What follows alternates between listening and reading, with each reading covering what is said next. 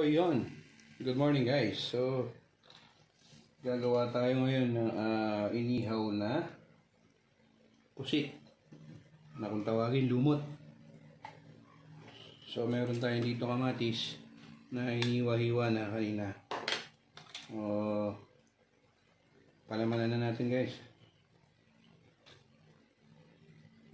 Ayan, so yan. Lagyan natin ng hiniwang kamatis, sibuyas, luya. Lagyan din natin ng konting siling green, then asin at paminta. So yan, tutuhugin na ho natin para hindi ho matanggal yung ating nilagay na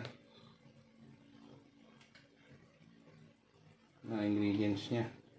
So yan, tusukin natin. Susukin natin pataas.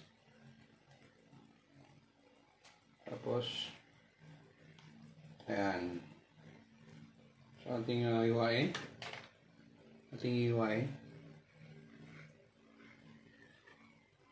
Para maluto pag ating inihaw. Ayan.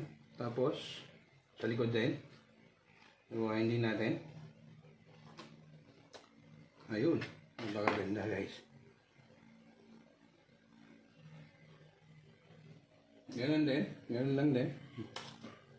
Palamanan natin yan sa loob.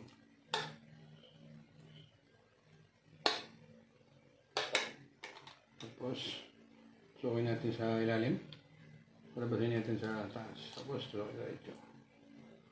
Okay, good.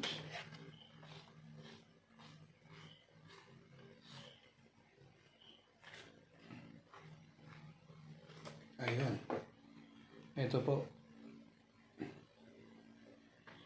So, ito na po yung ating finished product. So, ihawin na ho natin to. Sa